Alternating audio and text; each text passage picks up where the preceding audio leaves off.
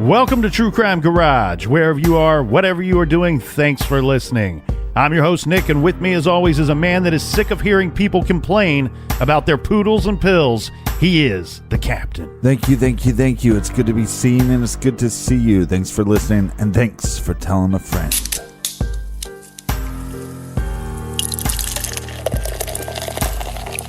Tonight, we are drinking Doublecross, brewed in beautiful Bend, Oregon, garage grade 4 out of 5 bottle caps. This is a Belgian strong dark ale. I love a nice Belgian, and we want to cheers some of our friends for sending a little love and beer our way. First up, we have Julie in the Natty, Cincinnati, Ohio, and also in Cincy, we have Kate. A big shout out to Jennifer in Las Vegas, Nevada. We also have Jennifer in Glasgow, Scotland. A big shout out to Stephanie from Williamsport, Ohio. And last but not least, Captain, we have Shauna in Nashville who says, we put the fun in dysfunctional. So Shauna or Shana? Shauna. So thanks everybody for filling up the fridge for this week's show. If you want to help us out with next week's show, go to truecrimegarage.com and click on the donate button. Yeah, pull that phone out right now and follow us on Instagram, Facebook, Twitter, Snapchat, at True Crime Garage. All right, friends, that's enough of the business. Gather around, grab a chair, grab a beer. Let's talk some true crime.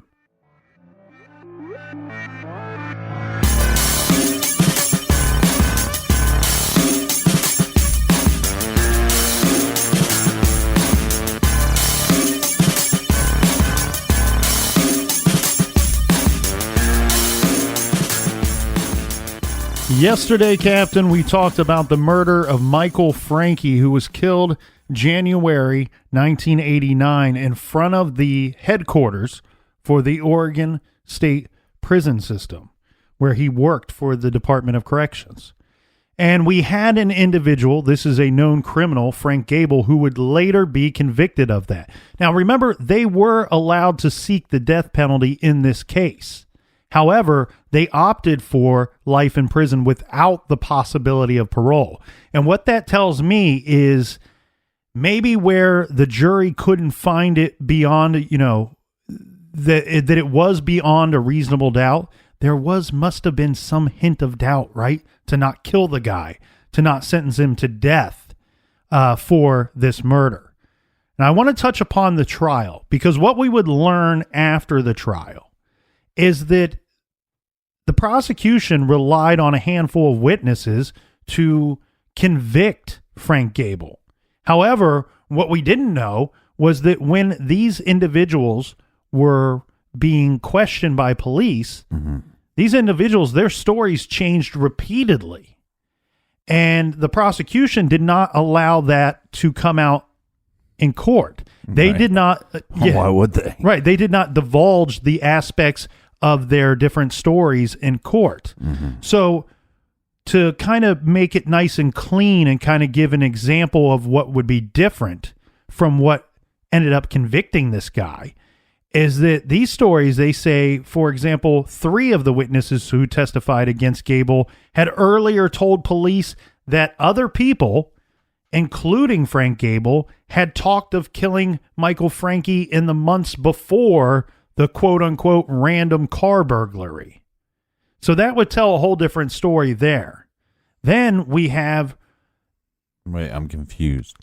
They talked about them killing Francke? No. Right. What they told police during the course of being questioned by the police is that other people, that there were other people not named in this statement, but also Frank Gable, who was later convicted, that he and other people had talked about killing Michael Francke months before he was actually killed, months before the supposed random car burglary. That the prosecution's theory was a random car burglary led to the death of Michael Francke. To be clear, you're stating that these individuals, along with Frank, is saying, we're going to kill him.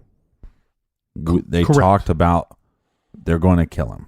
Right. Okay. So these people that testified are stating that this is all premeditated. It's not, has nothing to do with breaking into a car. We heard other people, including Frank Gable, claim that someone was going to kill Michael Francke months before it actually happened. Again, and like I stated yesterday, I thought the motive for Frank Gamble to break into a car didn't make a lot of sense to me. Okay.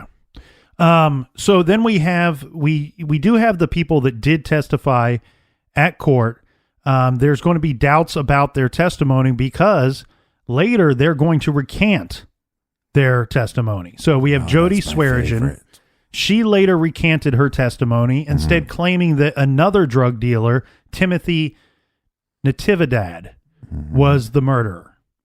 And then we have Cappy, a.k.a. Shorty Harden, in an affidavit executed in Iowa.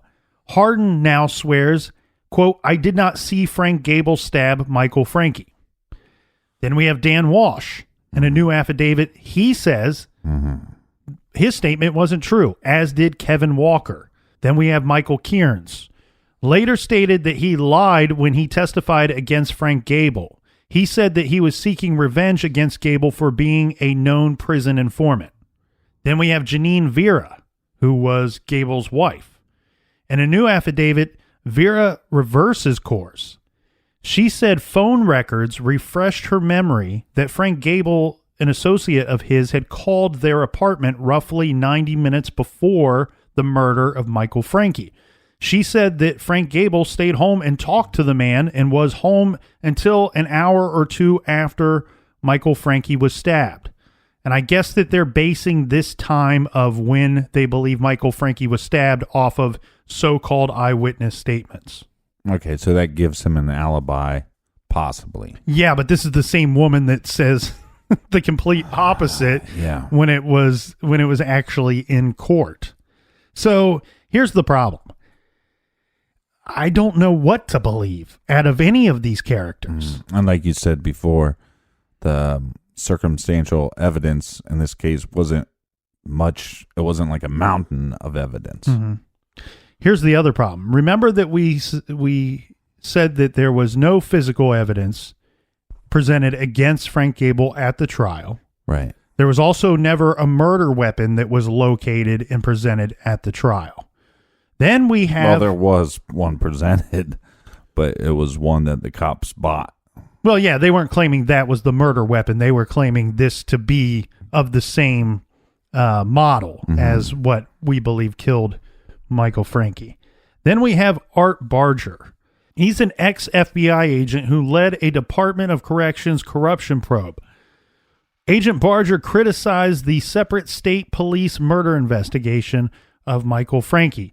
In a July 1990 interview, Barger, who has since passed away, considered it an open question whether Francke's death was engineered by a drug ring conspiracy, referring to evidence that Francke may have been carrying evidence of prison corruption in a briefcase, adding, quote, "Knowing whether or not Michael Francke was carrying a briefcase when he was murdered is so essential to the investigation," said Barger. Quote, "that I cannot believe the state police did not establish that fact one way or another at the outset." Okay, so let's think about what this individual's saying. He's saying that at no point in the investigation did anyone prove whether Michael Francke was carrying his briefcase that day or not. There's rumors because he just got out of a meeting at 6:30 that he actually had these files with him. And then the other rumor was that after the murder, within hours, these files were shredded. Well, files from his office were rumored to have been shredded. So the thing here is what he's pointing out is the items that we do not have that Michael Francke would have had at some point, whether it be in his office, in his car, on his person, that are missing are his briefcase and his computer. All right, his laptop computer. Right. Okay, so these items are missing. The problem with that statement is, well, why are they missing?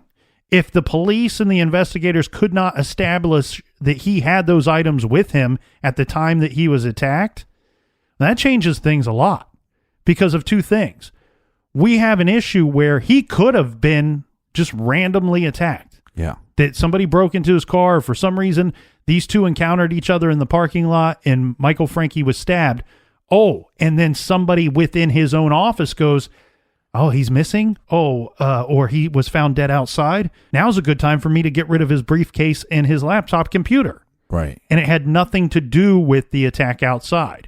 Then there's the other situation, which is the reverse, that the attacker may have attacked him with the purpose of not only killing him, but taking that briefcase, taking that laptop computer with them. Right. And then no evidence of the laptop or the briefcase is kind of evidence of that. Correct. So we have this ex-FBI agent who brings up a very good question. It's essential to the investigation to know whether he had a briefcase or the laptop with him at the time he was killed, and they never established that. They never cleared that up. And that is just murky waters right from the get-go. And then we also have doubters that talked about a little bit more about Frank Gable. Okay, so here's the thought that we need to keep in mind. What is being presented as in this case are two simple things.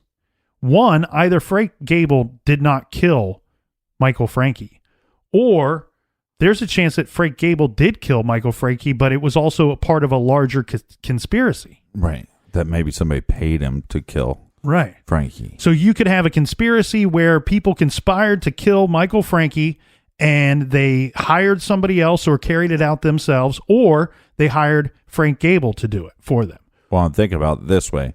We know that Frank Gable is quote-unquote drug dealer.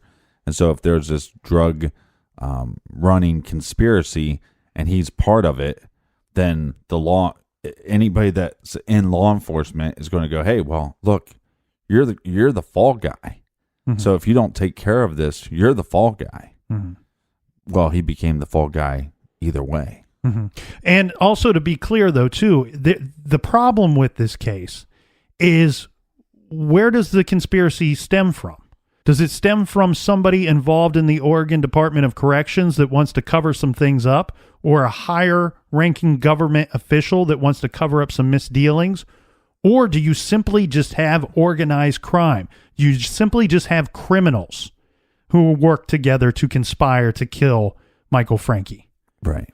So people that point toward or question Gable's guilt suggest these couple of items. They question, why would Frank Gable break into a car parked in a well-lit, patrolled lot, and he did not take the car? He did not take Francke's wallet or his watch. And then some question this. I found this statement to be interesting. One prison guard says, quote, Gable couldn't fight his way out of a paper bag.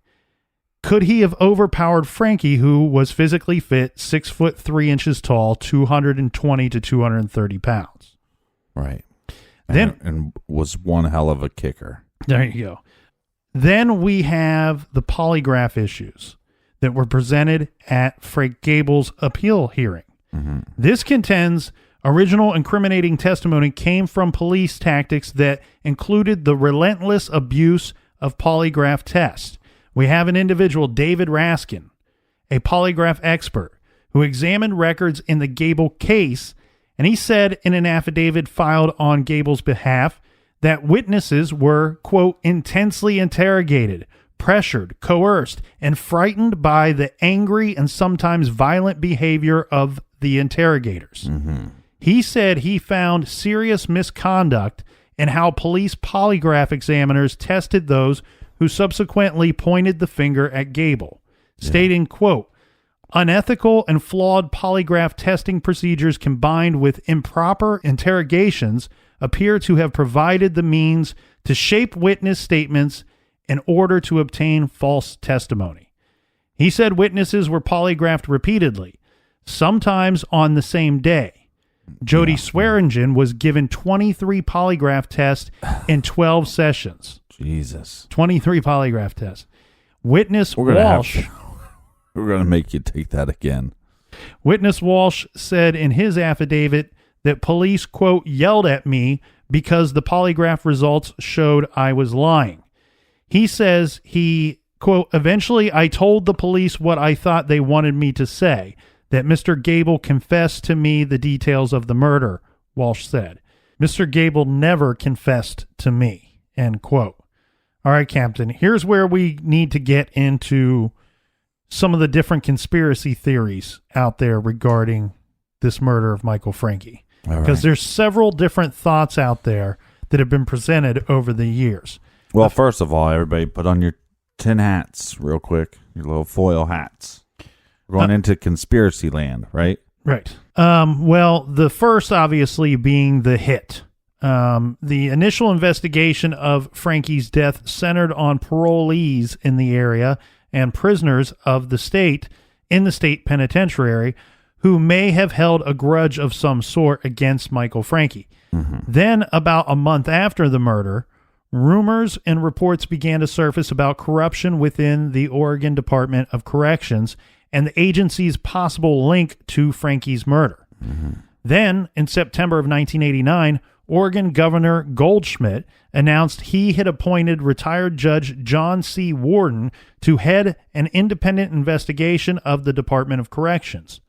Warden's investigation lasted 3 months.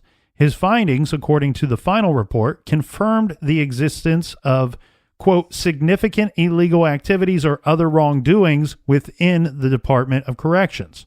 But he found no reasonable link between those activities and Michael Francke's death. Former state treasurer Jim Hill does not accept the official verdict. Okay, do you accept that? Do I accept what John C. Warden says? I mean, I have a real hard time with the idea or the notion that you're going to have this guy come in, and one of the things he's supposed to do is to clean up the system, that you find corruption within that system, and the person that was brought in to find that corruption and to stop that corruption is then murdered. I find that to have this notion that corruption had nothing to do with this individual that's a weird statement to me. It's tough to believe. It's hard pills to swallow, my friend. And I don't know what they're basing that off of. But, they did do an extensive investigation. Now, we do have former state treasurer Jim Hill, as I said, does not accept that official verdict, believing either that Gable is altogether innocent of the crime or that he or another perpetrator was a hired hitman rather than a chance car burglar. So, this leads us to what are the other possibilities. There are several theories as to who may have been the killer or killers, or who may have ordered a hit on Michael Francke. The first that we need to talk about is an individual that we named earlier, and that is Timothy Natividad. So Timothy, a.k.a. Rooster Natividad, was a drug dealer who himself was murdered 2 weeks after Michael Francke was murdered. The court filing said that Greg Johnson, an associate of Natividad's, told a defense investigator that he spent time with Natividad around the time Michael Francke was killed. According to the filing, Johnson said he dropped off Natividad at the Dome building. Remember, that's the building where Francke worked, on the evening of the murder, and returned later and remembered Natividad saying, quote, "It's not my blood," when he got into the car. A few days later, he went with Natividad to get his payoff. Two men in a car, possibly with Oregon government license plates, pulled up, and one of the men handed something to Natividad, which this Johnson would later, in fact, figure out was $20,000 in cash. Johnson says that he recognized the two men as state prison officials. This is what he said in a court filing. So this is official documents that he put these statements into. Now, there are theories as to who may have been behind the killing, and the focus is on two men high in the corrections hierarchy. One individual who has been named is Hoyt Cupp, the former warden of the Oregon State Penitentiary. In 2007, a convicted felon gave a series of interviews to a local newspaper in which he claimed that he witnessed Cupp and another unnamed corrections official pay Natividad $20,000. That Natividad later informed him it was a payment for killing Francke. Cupp died of cancer in 1990. Another individual who's been named is Scott McAllister. He was the Assistant Attorney General for the state of Oregon until he resigned shortly before Michael Francke's death. And no relation to Kevin. McAllister subsequently became Inspector General of the Utah Corrections Department. An ex-girlfriend of McAllister's told the Portland Tribune that McAllister had been in possession of internal police documents concerning the murder that he no longer had any official reason to possess, and that she had overheard McAllister describe the killing as a botched hit. Listen to this. This is from a sworn statement made in 1990 by a former secretary and girlfriend of Scott McAllister. The woman's name is Linda Parker. In her statement, Parker says that in July of 1989, she was with McAllister at a party in Utah, where she worked for him in his new job, Inspector General for the Utah Department of Corrections. At the party, McAllister was joined by Oregon friends who had followed him to work in the Utah prison system. Parker claims McAllister was trash-talking Michael Francke and saying the people who had killed him were supposed to make it look like a suicide. Parker said, quote, "Scott was clearly angry over the job being fucked up, as he put it," said Parker, adding that she believed McAllister knew, quote, "inside information about what happened in the Francke murder." Should I keep going with this one, Captain? Because there's some stuff here between these two ex-lovers that's weird, right? Continue. Okay. So in an interview, McAllister called Parker a, quote, "documented liar," and said there is no truth to her statement, adding the whole suggestion is absurd, he said. "Michael Francke was a friend of mine." Parker's ex-husband, this is Jim Drietzler, also questioned Parker's credibility, citing mental issues. Parker had attempted suicide in late 1989 and was hospitalized and diagnosed with major depression. Parker's statement... That has nothing to do with whether or not you're telling the truth. That's correct. Parker's statement makes other allegations about McAllister that have been substantiated elsewhere. For instance, Parker accused McAllister of using his position to pressure her into group sex and he was giving her kiddie porn videos to, quote, train her. The two videotapes she turned over were traced by law enforcement to McAllister, causing him to be charged with a child pornography felony charge. Ultimately, he pled guilty to a misdemeanor. In addition, a second Utah Corrections employee came forward saying McAllister also tried to pressure her into group sex, causing McAllister to be forced out of his Utah job. Okay, so we have an ex-girlfriend of this McAllister who's an ex-official in the Oregon state hierarchy. Right. However, we do need to keep in mind McAllister did resign from that position before Francke was murdered. I cannot trace back or figure out when McAllister moved from Oregon to Utah, but that doesn't mean that he couldn't have had a hand in the conspiracy to kill this guy even after the fact. Yeah, but all you have to do is follow the kiddie porn and you can figure that out. So then we have Wayne Holm, who was later killed by a sheriff's deputy during a reverse sting drug operation. Holm was a former inmate in the Oregon correction system during the early 1980s. He assisted numerous other inmates with parole hearing presentations and had known Scott McAllister because McAllister represented the parole and probation board during those hearings. Holm had offered the theory that the primary motivation for Michael Francke's murder was that Francke discovered a plot by Scott McAllister to sell paroles to inmates.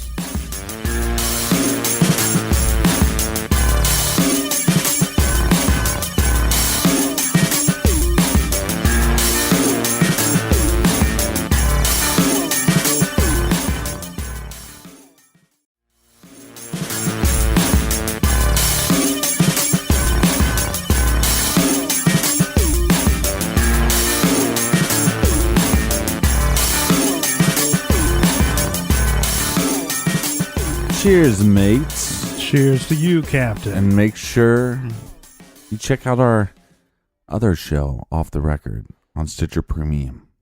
That's right. Let's talk about the man in the pinstripe suit theory, also known as the abduction theory. The abduction theory is that Michael Francke was at some point later brought back to the scene, and perhaps he was going to his office to find whatever paperwork or computer files may have been in his office. Once there, he gets out of the car. Perhaps he sees his only chance for getting away, tries to make a break for it, and perhaps receives one or more of his wounds at that time, goes to the north porch where he is finished off. Now, much speculation has centered on a mysterious man in a pinstriped suit, an unknown individual who was spotted by a corrections employee inside the corrections dome building 90 minutes after closing time. The individual has never been identified. Another dome building employee who worked as a parole board clerk has stated the man in the pinstriped suit also matches the description she gave to police as the man who arrived at the dome building the day of the murder to repair the copy machine late in the afternoon. This individual was granted access to remain in the building after hours to complete the repairs. The repairs were never completed.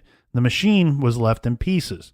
And neither the man in the pinstripe suit or Dennis Plant, the man who later testified that he was the copy machine repairman, but whom the parole board clerk states was not the man who worked on the copier that day, returned to complete the repairs. Nor was any record of the service call found in the copier repair log after the murder. Whether or not the individual has any relation to the killing is unknown. The individual does not resemble that of Frank Gable.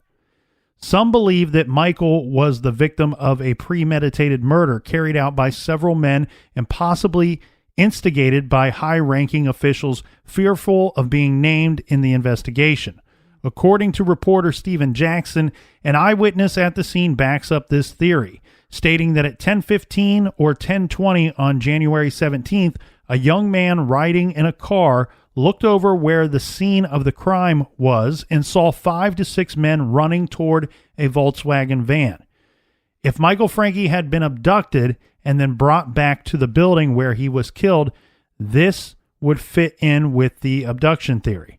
This theory suggests that on the night of his death, Michael unlocked his own car and deactivated the alarm at the same time the men approached him. Michael did not keep regular office hours except for Tuesday staff meetings, so it appeared the attackers were familiar with his schedule. That night, several people reported seeing a man with a pinstripe suit and a dark complexion lurking in the corrections building after hours.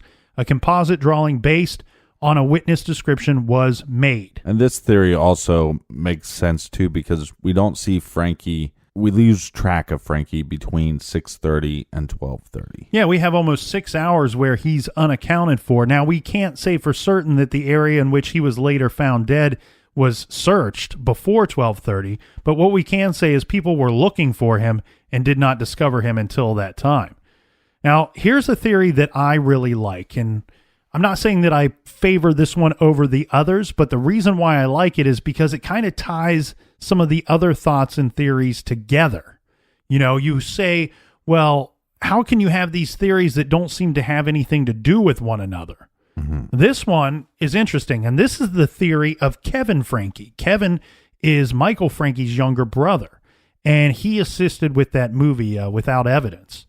So his theory goes something like this, that he depicts Scott McAllister, who we already talked about, as a corrupt bureaucrat who was cozy with inmates and benefited from some kind of black market prison trade. And Michael Francke threatened to halt Scott McAllister's dealings. So then McAllister turned to underworld associates, including Timothy Natividad. The murder plot, Francke maintains, called for Natividad and 2 other men to force Michael Francke into his car and drive off, kill him somewhere else and make it look like a suicide. But something went wrong, and Francke fought back, and Natividad ended up killing him there on the scene, or at least stabbing him there on the scene. I like that theory because it actually ties like 3 of the theories together, and might be why that there's rumors of theory A being right, theory B being right, or theory C being right. So within that one, we have Scott McAllister, who is thought to be corrupt and be up to no good, who does already make deals with known criminals and inmates. Then turning to Timothy Natividad, who's a known criminal, and other individuals to get rid of Michael Francke. Now, while we are on the subject of Kevin Francke, Michael Francke's younger brother, let's get into this a little bit, because you know how we often find these almost unbelievable smaller stories inside some of these cases? Well, here's a weird one. So we have Kevin Francke, but we have Kevin Francke's wife. His wife later is Elizabeth, who was formerly Elizabeth Goodlove, who at one time, at the time of Michael Francke's murder, was Timothy Natividad's girlfriend. Elizabeth Goodlove shot and killed Timothy Natividad 2 weeks after Michael Francke's death. A jury acquitted her that spring after she claimed Natividad had been abusing her for years and had held a gun to her head the day that she killed him. Elizabeth Goodlove and Kevin Francke married in 1994. So is it possible that during her trial, that he follows her trial, they might have even met at the courthouse? Yeah, I don't know. Because they thought that, his death might have something to do with his brother's death. Well, let's look at her story just a little bit more in detail. So in August of 1990, Elizabeth Goodlove told Frank Gable's defense team that Timothy Natividad came home in a panic during the early morning hours, quote, on or about the night of Michael Francke's murder. She noticed a wound on his leg and a gash on his head. Then a day or two later, Timothy Natividad told her he'd killed a man. But when Goodlove relayed the story to the police in September of 1990, she said she couldn't be certain the night Natividad arrived home with the wounds was the same night that Michael Francke was stabbed. Police ran down leads on Timothy Natividad, testing his knives and clothing, but they found no link to the murder. So then you could take it as possible one or another motive for Timothy Natividad to kill Michael Francke. Either he was involved in a conspiracy to get rid of him and he was hired. As remember, we have that other individual that said he was with Natividad for portions of the night that Michael Francke was killed and picked him up at the scene and he had blood on him. Or did Natividad simply, was he part of the criminal element that was peddling drugs in and out of the prison system, right? And that he needed to off the guy that stumbled upon how the workings of that were taking place and intended to shut it down. Right, but that's all connected to higher individuals in the prison system anyways. Yes, very possibly, but not 100% that it has to be. Well, I just think it could be a combination of a lot of these things, and it seems like there's a lot of money to go around and probably a lot of greed. Well, there's definitely corruption. And here's the reason why when you and I spoke earlier about the judge's ruling stating that, hey, I found corruption within the prison system, but I found no link between that and the murder of Michael Francke. And you said, hey, I disagree with that statement, because if there was corruption, this guy was sent to find it. It's very likely that led to his murder. Well, on top of that, we have files of his missing. I mean, that's, again, evidence of that possibly he found corruption, and now we don't have evidence of that. Those are rumors, though. That's what we got to be clear of. Rumors that files of his were missing. Well, right, but we know that his computer's missing. Correct. We do know that. So if somebody's saying, hey, Francke's laptop is missing, possibly there's files missing, and then on top of that, there was some activity in his office, right, of things going missing. So, well, no, the items in his office would just simply be rumor, unless somebody could prove that his briefcase and laptop were in his office at the time that he was killed elsewhere. And what I mean by that is, look, there's rumor that he stumbled upon corruption, and the thought is that, well, he would have had proof of such, and if he did, then they might have been in files or in his briefcase or on his laptop. Right. And therefore, if it was a conspiracy to buy the corrupted to shut this man down that they would have wanted to steal those files, steal that laptop, steal that briefcase. What I'm getting at is I agree with you. I think it's fair to make that leap if there is corruption, if you do find corruption, to think that it could have led to Michael Francke's murder.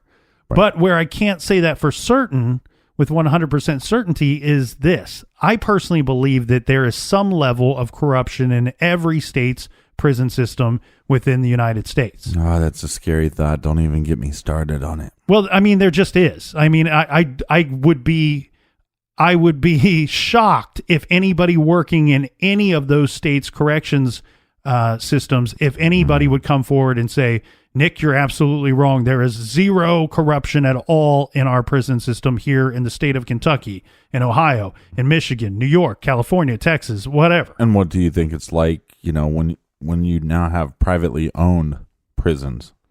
So well, I want to be. It's going to just get worse. I want to be clear here. I'm not trying to point out that I think that every state's prison system is corrupt from the top to bottom. Mm-hmm. Corruption can be as something as simple as a guard selling cigarettes to inmates. I mean, that's the absolute truth of it.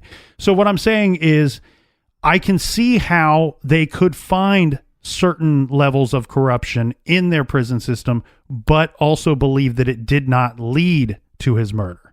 You see what I'm saying? Oh, I see it. So the thing too regarding the files, though, those files are only rumored to have been destroyed. And what I mean by that is, let's say Francke actually didn't discover any corruption. Then those files would never have existed. Right. The other thing too is the briefcase and the laptop, if they were on his person when he was stabbed, maybe it was just taken by whoever stabbed him, and that person wasn't there to stab him because they were hired to kill him. Mm-hmm. So or the opposite though too. I mean, there could have just been rumors. Again, we have these rumors about these files. We have these rumors about this laptop. So if you do have high levels of corruption, they go, hey, we got to take down this guy, Francke. Well, what if they take him out? And then they go, he didn't have anything on us. He didn't have anything on our corruption yet. Or didn't have detailed, reports. Mm-hmm.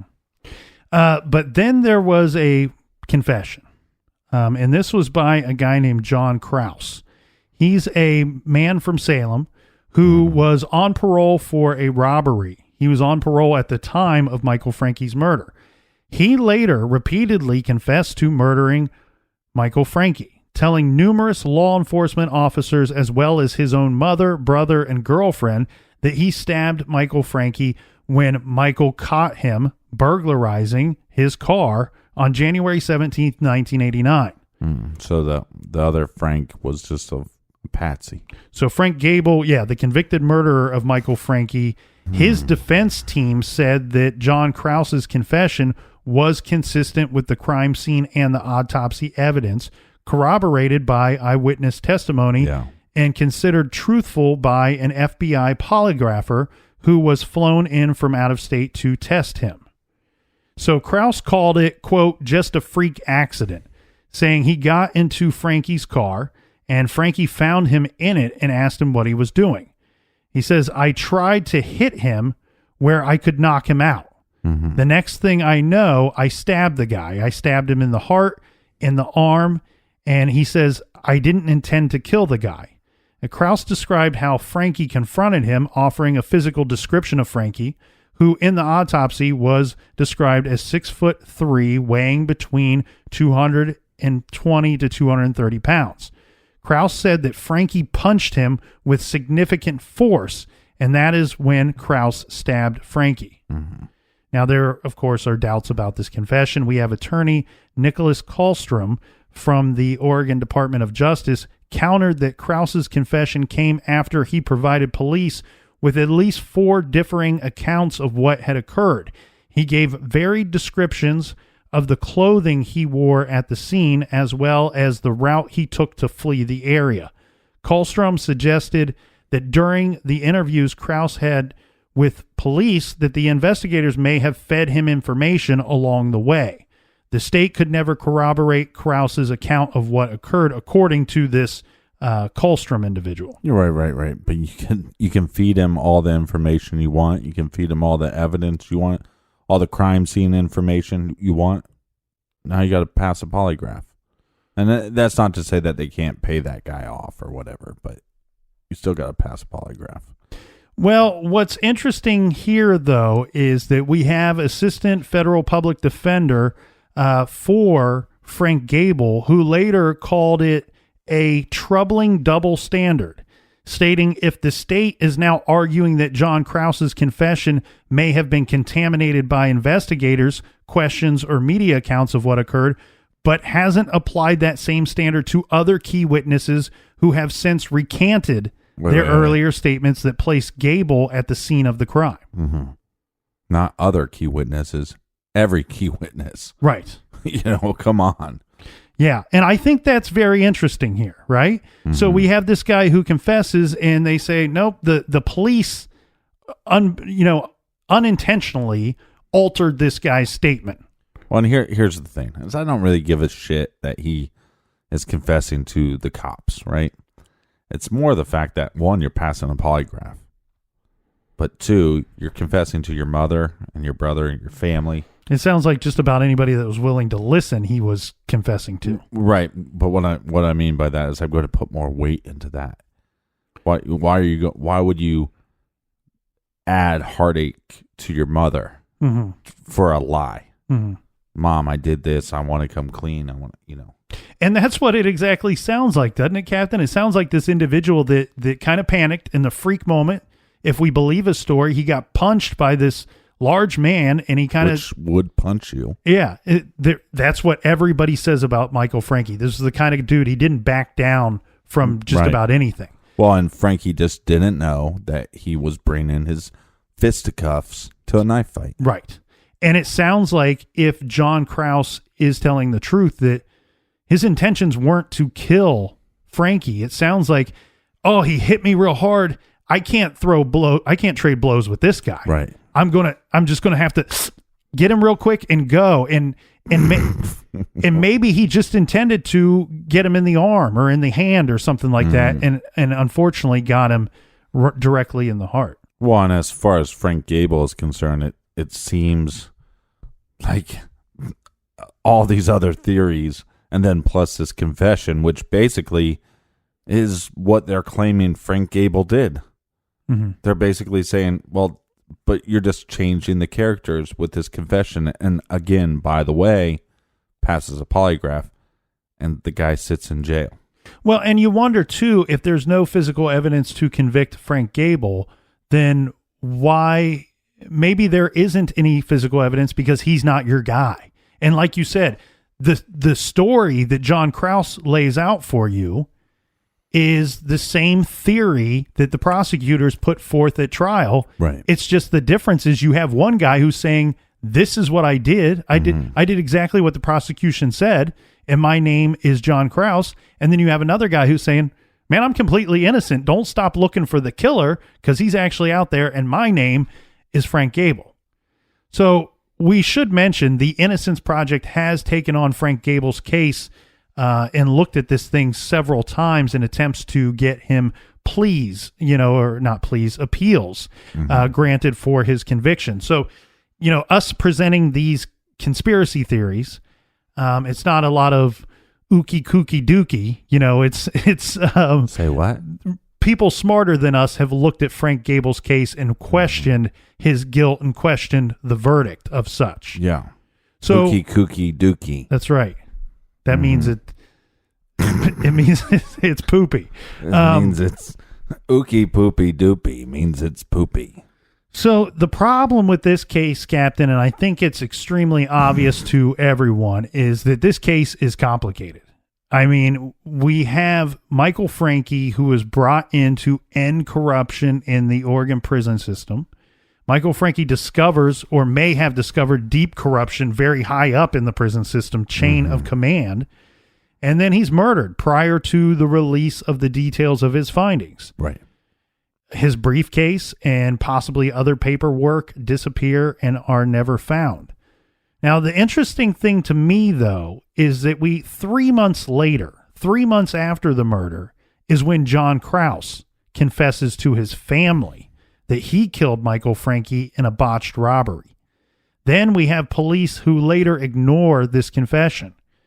The investigation takes 15 months and they arrest Frank Gable. No physical evidence ever links Gable to the crime. Gable is sentenced, but very few people believe he is in fact guilty. All of the people who testified against Gable recanted their testimony. So I ask you, Captain, as we take a look at these theories that we've discussed today, how do you feel on some certain things? How do you feel about Frank Gable? Do you think that he's guilty, or Make him take a lie detector. do you think that... If I was going to represent him as the innocent project is putting time and effort into him, I'd make him take a lie detector. If he can pass that, then okay, we can start there. Do you think that there was a hit taken out on Michael Francke? No, I mean, I think I don't know. I mean, it's like I said, the 3 months after the murder, you have somebody confessing. You have somebody confessing to their family. The police don't take that serious because they got their guy. Again, the state's case and what the evidence kind of shows us is that it's more likely a botched robbery. Mm-hmm. And then Krause's story lines up. So why wouldn't you believe him? Especially he passes the test. That does not mean there wasn't corruption there. That doesn't mean that Francke wasn't going to find it, and he might have, and probably his murder scared a lot of people to death. Oh yeah, you're probably right. Even if the murderer didn't know about Michael Francke's job or who Michael Francke was or what he could have stumbled upon or found what he was looking for, I guess we should say.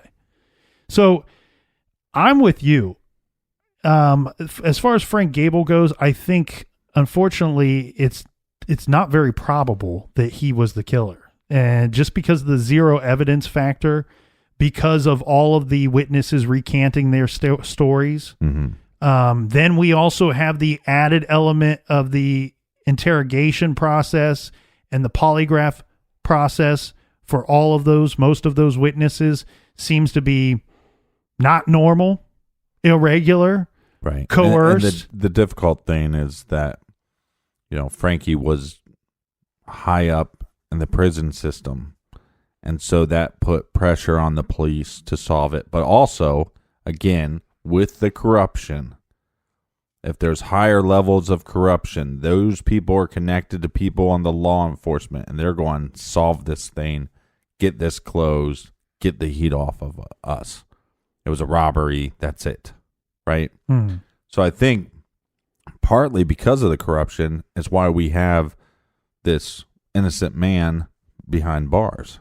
As far as the hit theory goes, or the different hit theories that are out there, I also question this thought.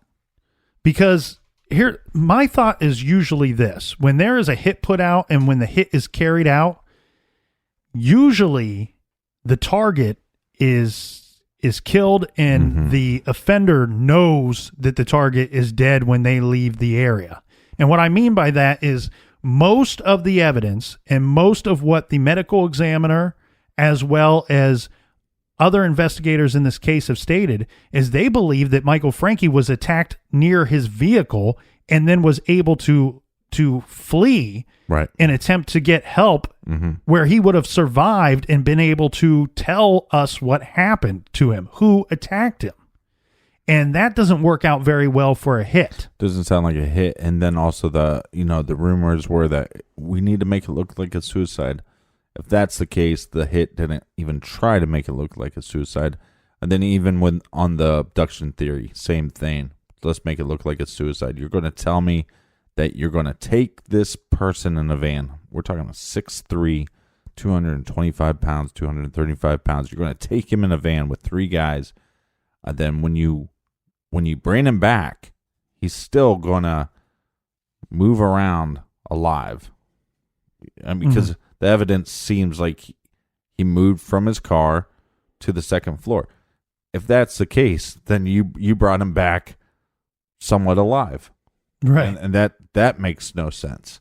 So, I mean, if you're going to abduct somebody for the purpose of shutting them up for good, you're going to shut them up for good.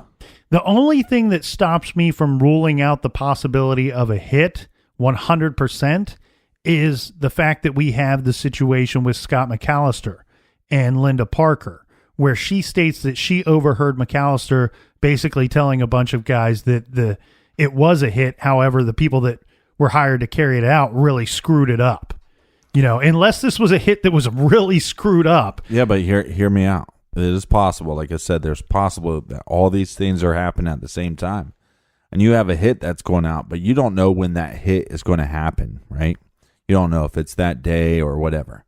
And so it could have just simply been talked about on these high-level people, the high-level people that are in the prison system, working with the criminals, saying, hey, you need to take care of this. These criminals or drug dealers or whatever, they're not in the business of putting in hits. And so this car break-in happens. And then McAllister calls his guys, hey, what happened? They go, well, he got away.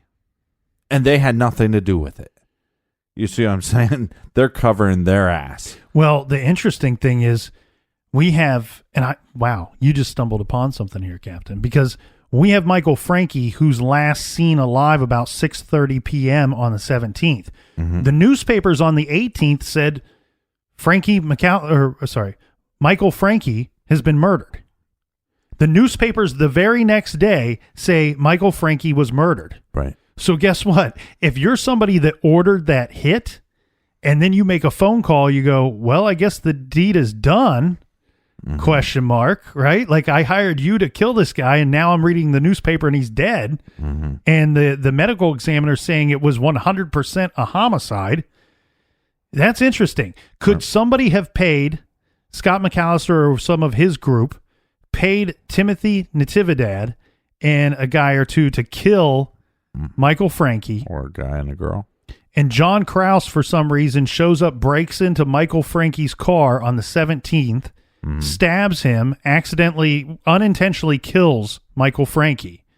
And Timothy Natividad says, your deed was carried out, my friend. Thanks for the money. I'll meet you here on Tuesday for the payoff.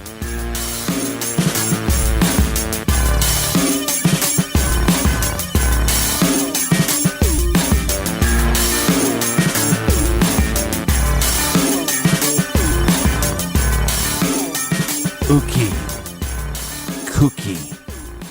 Dookie. All right, Captain, how about a little recommended reading? Yes, sir. This week we are recommending Love and Greed in the Heartland, the Richmond Hill Murders. This is the story of an insurance fraud scheme gone fatally wrong. On an autumn night in Richmond Hill, what was meant to be a small fire mushroomed into a major explosion in the largest homicide investigation in Indiana's history. Make sure you check out Love and Greed in the Heartland by Robert Snow and Russ McQuaid. And you don't have to write that title down now. You can simply go to our website, truecrimegarage.com, and click on the recommended page. And we have all of our books recommended there for you. Yeah, and make sure you check out our store page as well. We have a bunch of different shirts. We also have a tumbler mug, koozies, all that stuff. We ship them out every Friday.